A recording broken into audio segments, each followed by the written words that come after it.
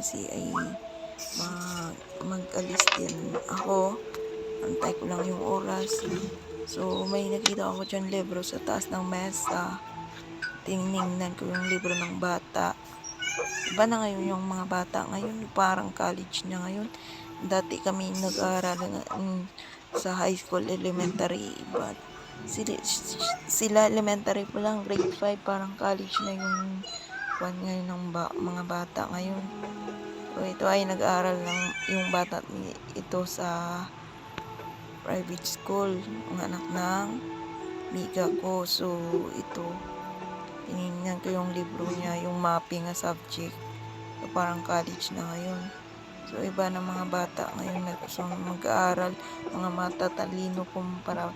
Noon kami ay nag-aaral, lang. Minsan, whole day yung pasok namin, maaga, tapos yung labas namin, alas 5 ng hapon.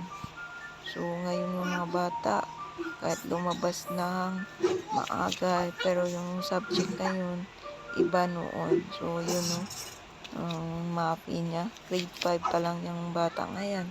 So, naansira niya ang mga libro niya ngayon, nababasa ng bata ngayon. So, matalino yan, klaseng bata.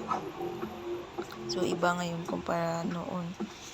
Ang mga bata ngayon masipag mag-aaral. Kapin kong private school, masisipag yung mga bata mag-aaral ngayon. So, ito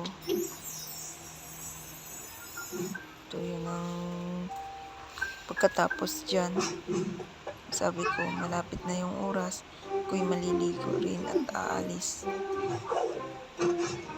Alis papuntang Maynila. Pupuntahan lang ako. Yung ganun. So, hanggang dito lang yung videos ko. Maraming salamat.